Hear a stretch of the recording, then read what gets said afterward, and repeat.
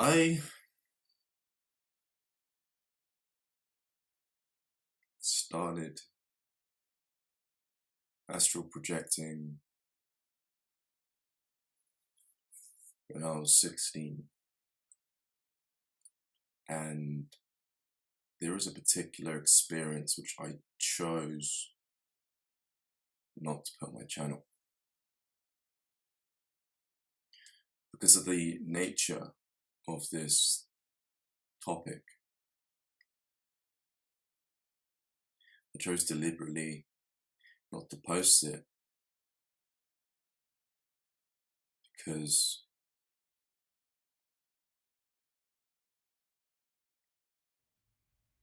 I was worried. I was worried as to what my friends would think because we all knew this person.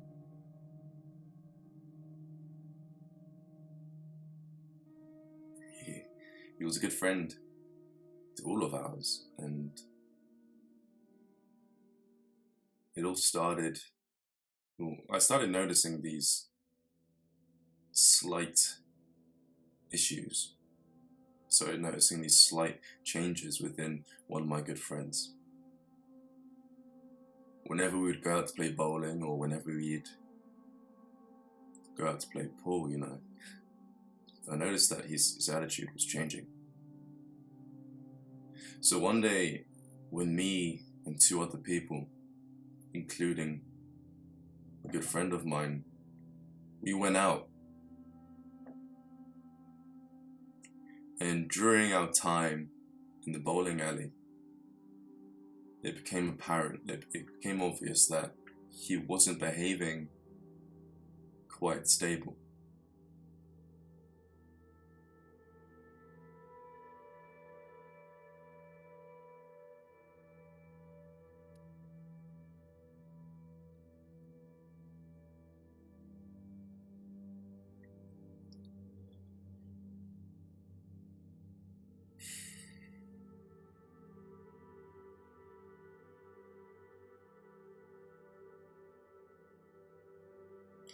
There are a lot of people out there who argue. They complain and they're crying out for attention, and it's often the quiet ones you need to be wary about. It's often the quiet ones that are able to do things and take it a step further. My friend, he wasn't quite as vocal as he used to be, because we used to go out and we used to do free running. I remember there was this time where we went to the scaffolding place. They were building new buildings, new flats within our area, right? And he used to come over my house every day for weeks on end, and we used to go out and do free running. It was fun. We would talk a lot and we'd get to know each other, and over time we built this relationship where we could relate to another, and he became one of my closest friends. And yet during this dry period where he didn't communicate, rather than asking the obvious questions, I just decided just to let him go through his stuff. I thought maybe he was strong enough, maybe he would be fine on his own. He was quiet. I didn't think he wanted to speak to anyone. And then the next day after I've seen him, I get this feeling. Well, I'm in my bed, right, facing this window.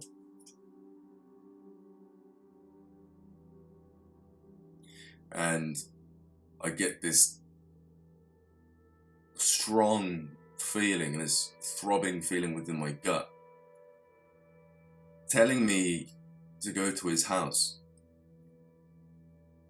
telling me to get up, put my shoes on, grab my jacket and leave.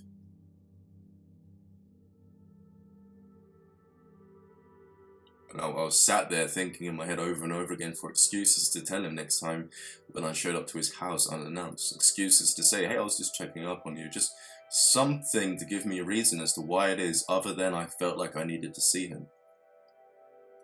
But I didn't. I chose to ignore my intuition.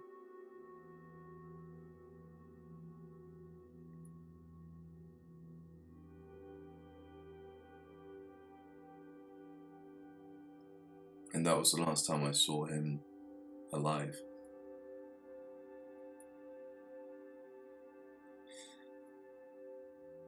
The next morning, I'm lying in bed and I'm waking up. And as I'm waking up, I'm staring at my wall with my hands beside my cheek. And I can feel weight on my right side of my body. And as the bed sinks in, I can smell an aroma that's very familiar.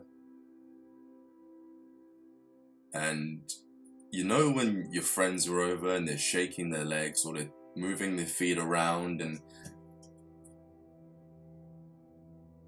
it felt as if there was someone next to me sat up against my bed, moving their feet around, shaking, or just moving. And as I'm waking up and I'm becoming very familiar with the smell, I can feel a hand scratching my head, waking me up. And I'm thinking, this finger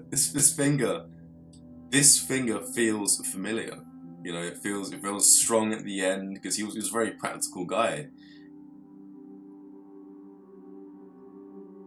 I felt this finger, and it was familiar at the time. I couldn't quite pinpoint what was going on during this experience.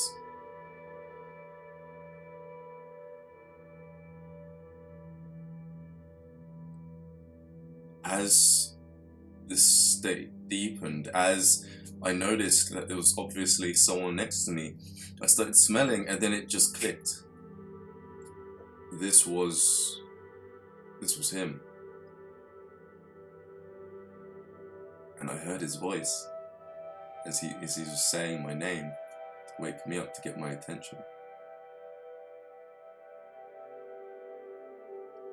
Now at this time, I was experiencing a lot of entities, a lot of people who were unannounced coming into my room, and I kind of didn't want to turn around. I kind of didn't want to see who it was, just in case. You know, it didn't make sense to me. How could it be this person, as I just saw him yesterday? Why would it be? It just didn't make sense. So I chose to deliberately ignore.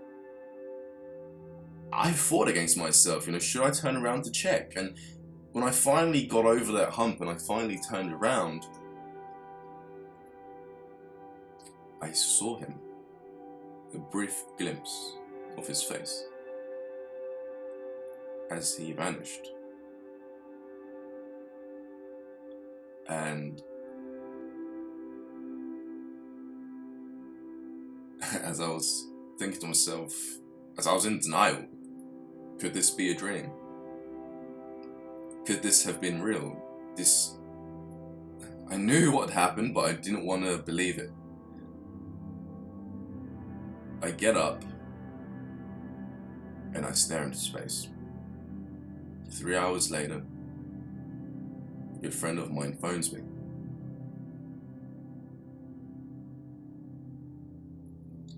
He says, Ryan, he's gone.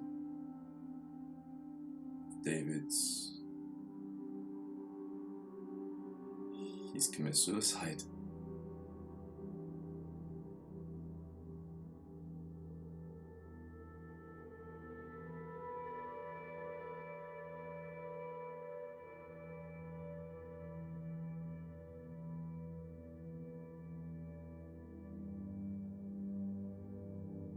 Whenever you lose somebody, when you could have,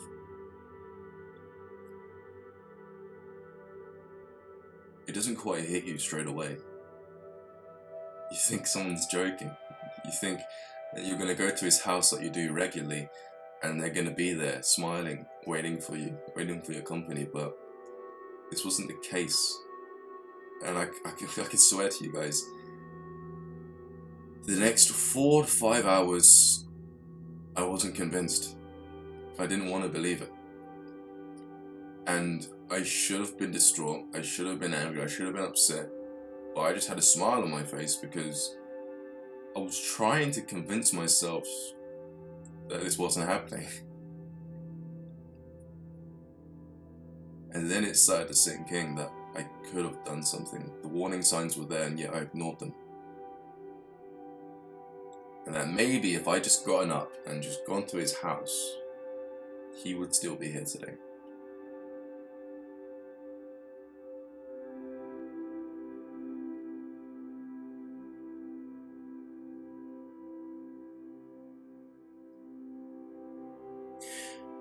Now, during this time, I was heavily involved with out-of-body experiences. Whenever I was a child, I would dabble within these areas of expertise, of experiences, and I would often leave my body and experience things that people would often need an open mind to understand.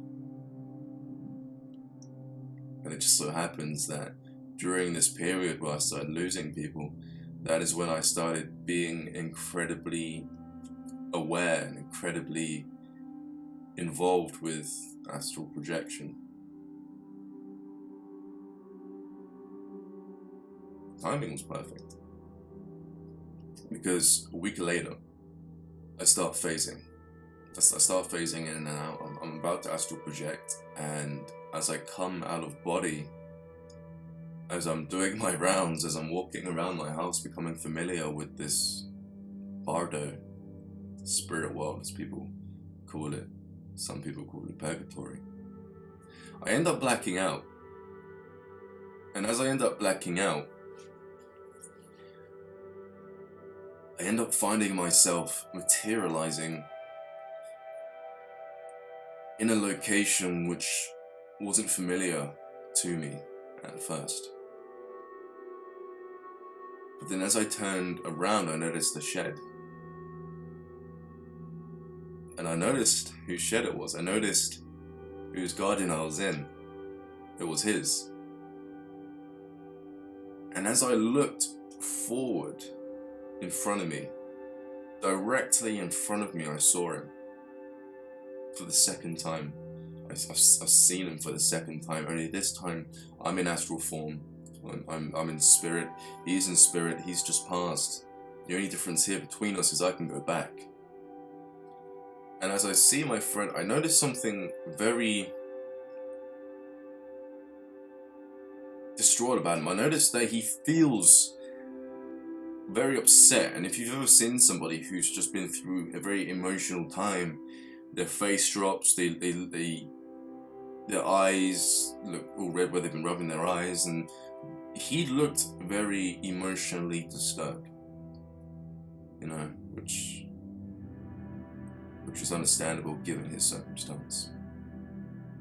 Now this is where it gets strange, and I think this is the case for pretty much everyone who passes on. Because after seeing him, I noticed that he was in a space that I had walked in on, where he was watching himself, his younger self, arguing with his mum as she was putting out her washing. And as he was watching himself in third person, watching a younger version of himself, making these mistakes, acting out, hurting his mum, they were going at it, and there was this dog that was running around his feet in the back garden. And I thought to myself, he doesn't have a dog. Where did this dog come from? And then I called his name. Boy, was he pissed. As soon as he looked at me, it was like when somebody knocks at your door unannounced.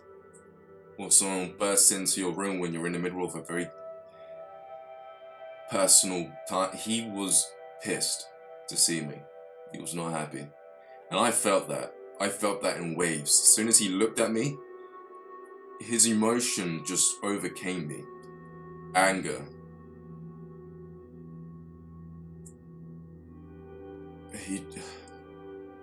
Everything. I felt what he felt like at that moment. And the emotion that came over me, that he sent to me, came to me in waves to the point where it pushed me out of me viewing his observation of his experiences during his 3D life. It pushed me out. Literally, I ended up like becoming overwhelmed by the emotion to the point where I became unconscious. And I woke up on my floor in astral form beside my bed near my body. So that was the second time I noticed him after he decided to take his own life. Now, during this time, I was around a friend, and she was with a group of my friends, and she was telling how she felt as if he was in her room, and how her lamp started turning off and on, and everyone around her thought she was crazy. Everyone around her thought she wasn't telling the truth, except for me. But at the time, I wasn't openly talking about my astral projection experiences. At the time, I wasn't actively talking about me getting involved with these activities. And out of fear of not knowing what people would say, I kept my mouth shut.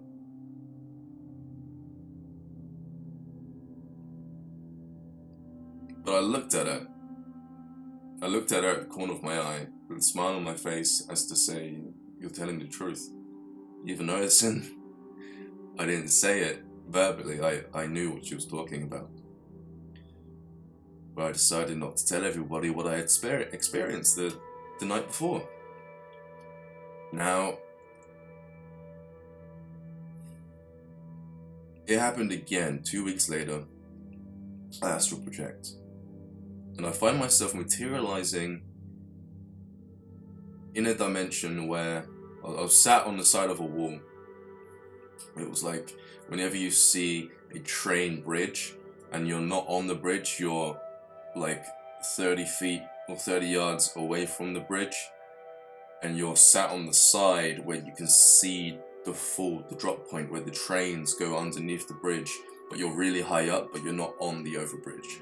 So I was literally, say if the bridge was here, and I was literally here, and then if I looked down, I could see where the trains go under the bridge. So I was quite high up, and I was sat there in astral form, and I was throwing rocks down the drop face. You know, it's quite a dangerous place to be, but when you're in your astral form, you don't really care, you don't really mind. And as I'm there, and I'm just being by myself, I hear his voice call my name.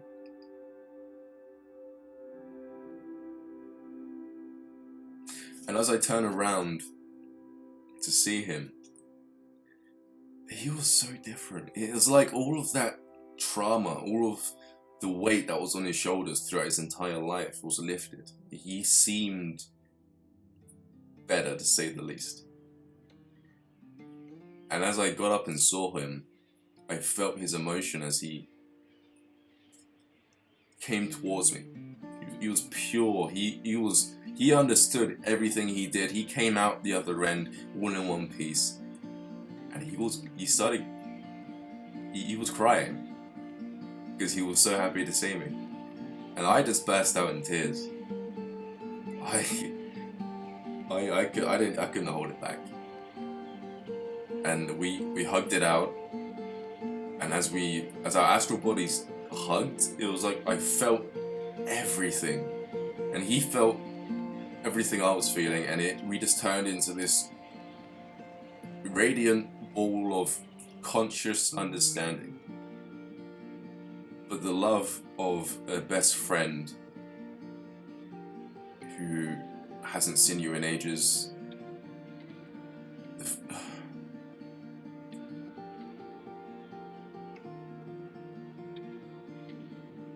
It couldn't be.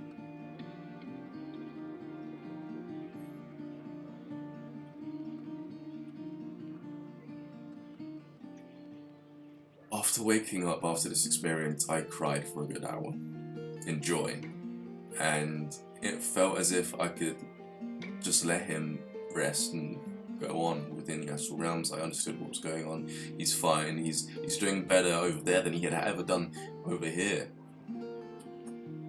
And then a week later, I saw him again for the fourth time. We met up in the astral realms, and I materialized in his space. Okay, now a lot of people, when they talk about heaven and they talk about people going to places where they find the most joy, and it's like everyone's heaven's accustomed towards what makes them happy. There is truth in that, because when I materialized in his version of heaven, okay, in his version, in his space, in his realm where he could be himself, when I got there, I noticed it was like a junkyard, and there were all these places where you could hide. And he showed up. And when he showed up, he was like, he said, "Ryan, it's so great for you to be here," kind of thing, you know, because he was really excited. He didn't expect me just to show up like that, you know. And when I showed up like that, he got incredibly excited. We got excited. We had a little bit of a chat.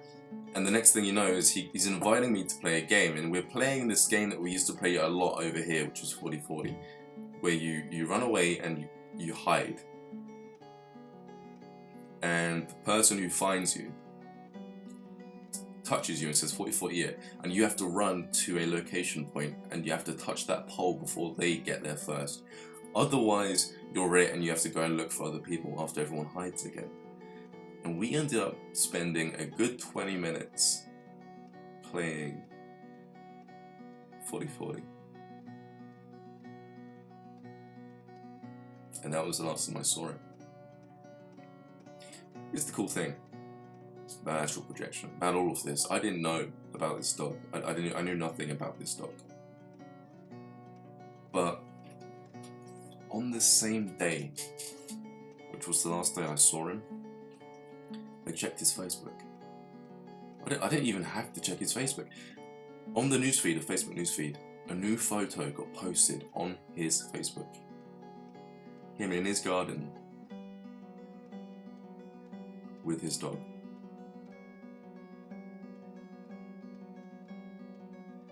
That was it. That clarified every experience for me. And then as soon as it came up, it got deleted off Facebook.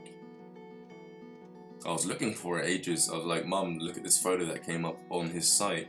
This is all happening. This is real." Because she thought I was joking.